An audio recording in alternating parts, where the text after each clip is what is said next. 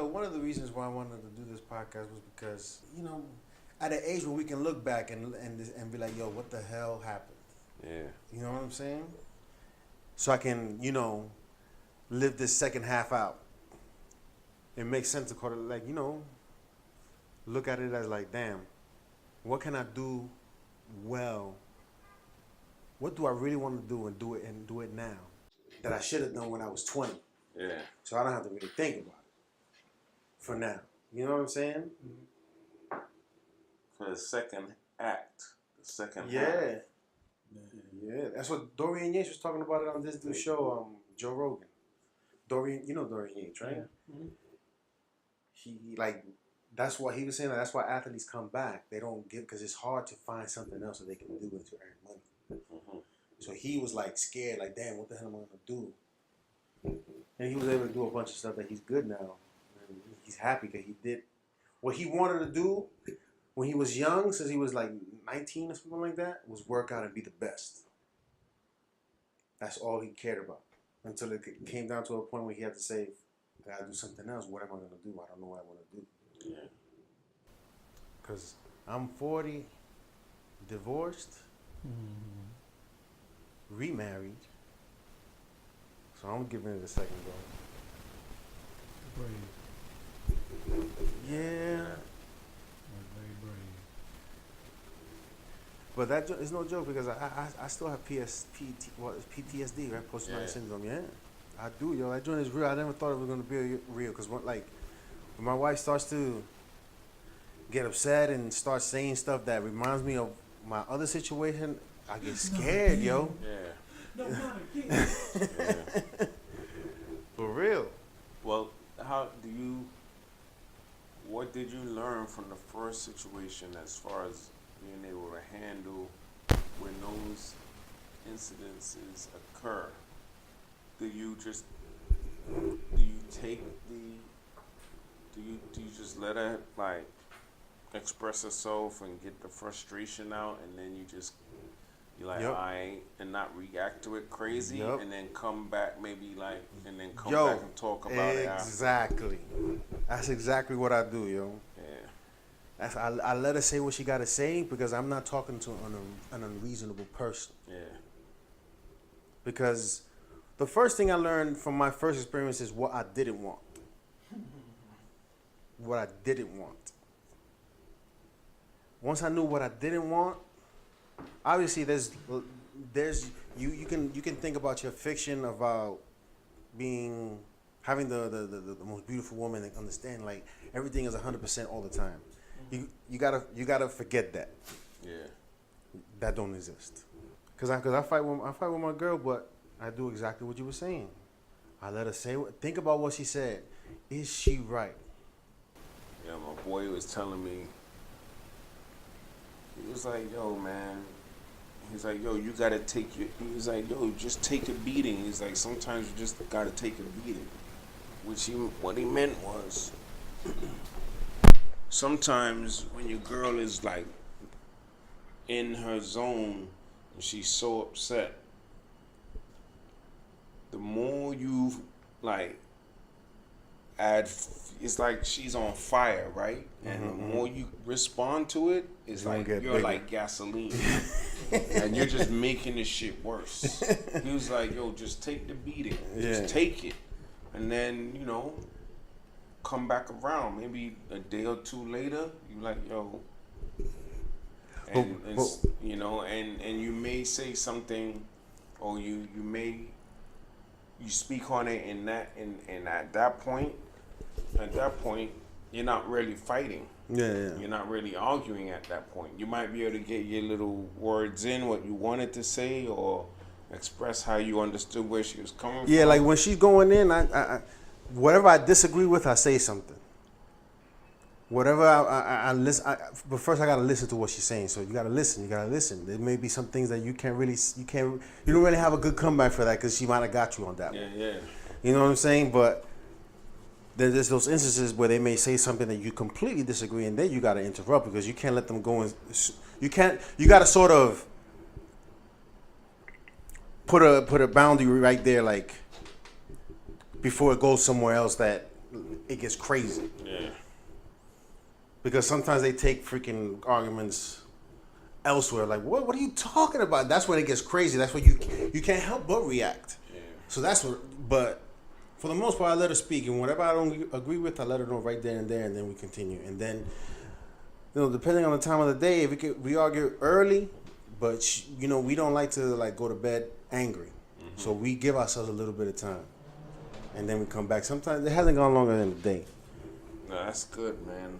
I think within all of that, both parties need the ability to let shit go, because if you don't dwell have on something, that, if you just like to hold on to the shit, either too much time goes by and shit stays icy for a long time. After a while, you're like, what the fuck? Hey, this shit gonna stay icy? Like, what the fuck I gotta do? Yeah. For this shit is still icy. Like, how long it take to get over the shit? Yeah, or at least, like, come back around. You know what I'm saying? Like, and then have a discussion or whatever. yeah. But not be like not on speaking terms. That was the worst, yo. Sometimes in my first marriage, sometimes arguments, not even arguments, the non-speaking thing will go on for like 2 weeks, yo. And then after a while, I will go on with my regular life and do the stuff that I gotta do, and then I'll be like, yo, what you arguing about again, yo? Yeah. That same exact shit used to happen to me. Fucking weeks of iciness. After a point, I'm like, what the fuck is this shit about again? I can't remember. I think those long bouts, those extended play, non-speaking times, it has to do with resentment. Like the resentment that's built over time of things that haven't been addressed. And there's just this underlying fucking elephant sitting there. Yeah. You know what I'm saying? And the only reason I say that is because throughout all my situation with my marriage, I kind of just tend to like deflect and not necessarily. I didn't used to address things like how you said you addressed them right then and there. I would just let it ride because I would think that anything I thought was stupid. Like there really was no point to it. So the things that bothered me, I would keep very quiet about, and that shit just built. Yeah. So. I would just let shit rock when in hindsight that really was not the way to go about it. Yeah, because those little things, the small things that bother you, you can let them go for a while. And then them shits just seem magnified. After a while, them shits seem so magnified. And for me, the reason why they felt so magnified was because I was already giving her that look, that benefit of the doubt by letting the shit ride in the first place. Yeah. You know what I'm saying? So if I'm letting the shit ride, it's like, well, you don't know that shit is fucked up? Yeah. How come you don't know that shit is fucked up? I'm gonna let the shit ride to a point where it was like, wait a second, yo. I've been letting this shit ride for a long fucking time. And you don't see this. So it's like patterns, you know what I'm saying, behaviors start going. So that particular thing that was small, it probably wasn't really small. It was something that I felt like, all right, maybe I'm not gonna address. Yeah. But after a while, it just was like, fuck that. It just tacks on and becomes this whole other thing. Yeah. Yeah, man. That shit to me, ultimately, looking at people that are like 60, 70 years old and been married for like fucking 40 years and all that kind of shit.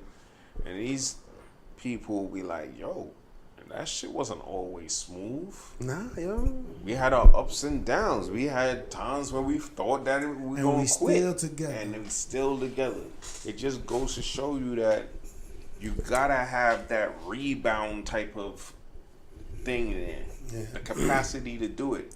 If one party doesn't have the capacity to forgive a situation and they just always bringing it up, then you live in misery for the then rest. it's just gonna be, it's a wrap. That's a tough one. It's a wrap after that. Because, like, if you keep hearing the same shit over and over and you've addressed it multiple times, after a while, like, you might be arguing about fucking bread.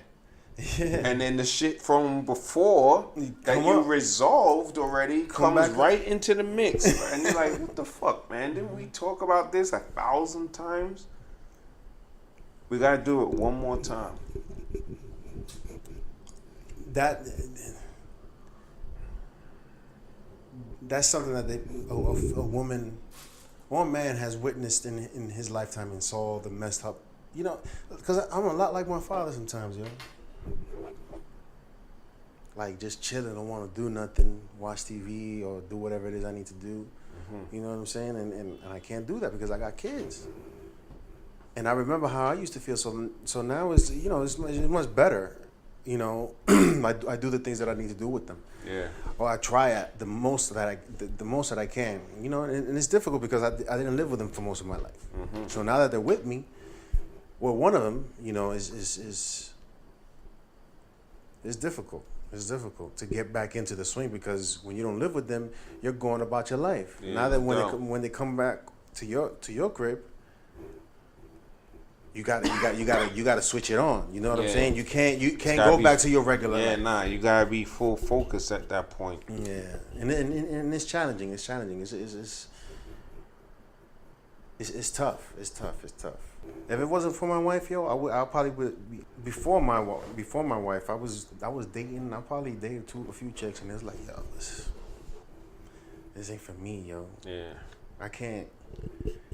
I think it's like the whole idea of knowing that you're in a relationship or you just ended a marriage, and any shorty that you're messing with, it kind of goes there. Like, am I gonna get serious with this chick? Like, you kind of don't want to. You know what I'm saying? Like, you know what I'm saying? It's kind of like, nah, I'm not ready to go down that road. It's PTSD. You know what I'm saying? It's a big commitment to put that time in, and then you see a sign, you be like, oh shit, can just be the same shit that I was dealing with before. Yeah. Very scary. Very scary. Yeah. And you know what I'm saying? At this age, who the fuck wants to deal with that shit? Yeah, like, you know what I'm saying? Like, in my situation, that year or whatever, it had to be more than a year. I feel like it was like more like a year and a half. Because half of the year, I had not secured a place yet. I stayed with my mom for like 4 months or something like that. 4 or 5 months. Yeah. You know, and then I was like, fuck this. I can't, like, what, shorty still got me, like, I can't get back in the crib. I'm not going to chill with my mom forever. No way. I'm going to get a spot. Yeah. I'm going to get a spot. Got the spot.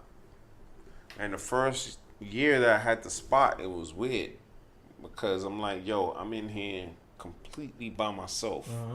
I was in a crib with a family, full house, wife and 2 kids, full house, always something going on, always some sort of action, something. Yeah.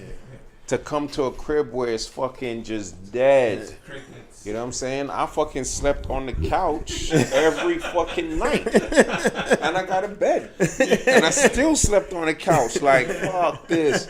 You know what I'm saying? Like, everything was temporary. That's my whole shit felt temporary. You know what I'm saying? And then after that year was tough.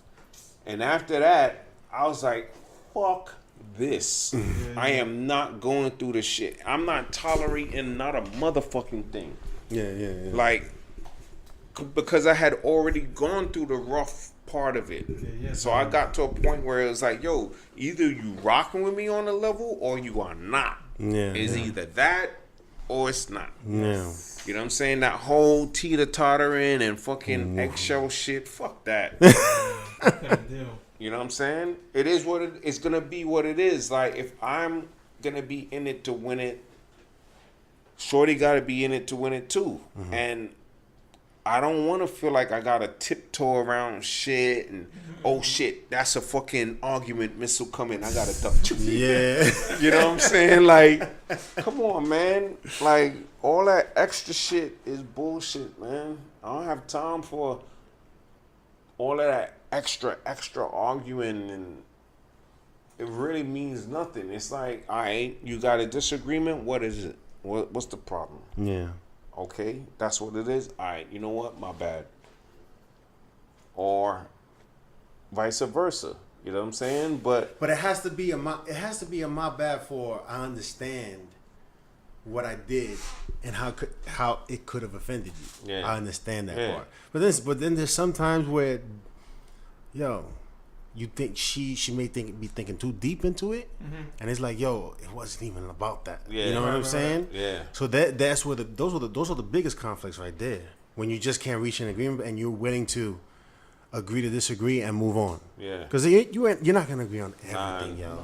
There's no just way. stuff you're gonna have to put up with. Yeah. You know what I'm saying? And there has to be stuff that you can't put up with, and it's like this. You just can't compromise because it keeps adding on and adding on if you let it go. Yeah. You know what I'm saying? And it's like it gets to a point where this. Am I gonna commit murder up in this bitch? You know what I'm saying? Like that. It could get like that. Like if you see craziness, you gotta be like, nah. I don't care how bad she is. yeah. I don't care how bad she is. When that Because craziness happens, that's when you're like, word? Yeah, Like, oh shit. you I look- thought we was cool. Look at Halle Berry, You know yo. what I'm Like, saying? would you leave that, yo? At first glance, if you've never seen Halle Berry in your life, and you saw her at first glance, and you're like, oh, I want to be with her, Yeah. and then you find out how crazy she is, you out, yo. Yeah. You don't forget all Yeah, that. because I mean all that the beauty it's- factor of it, you're like, yeah, this bitch So is it has to be dope. deeper than just looks. Yeah. Yo. It has to be gotta deeper, be, yeah, yo. of course. You It know what I'm has to saying? be. If it's anything less than that, if it's all about the physical and how great this is, and you know what I'm saying, she cooks good, and Yeah, all that gotta fade out. how yeah. But if somebody driving you crazy day in and day out, how the fuck are you gonna? None of that. All the dopeness, all the ass, But all then of when that she shit's not gonna make up but, for it. but she wear that dress or she look a certain way, and it's like, damn, I want Yeah. And then But that's your first instinct. So then within that, you probably satisfy that first instinct. Come here, girl. Boom. Whatever. yeah. Then after that, she's in your ear like yada yada. But you you're gotta like, be, oh, but you gotta be out of there at that point. You can't be a part of that for too long, or else it's a reoccurring situation, and it turns into obsession. Other than it's not love or anything like that.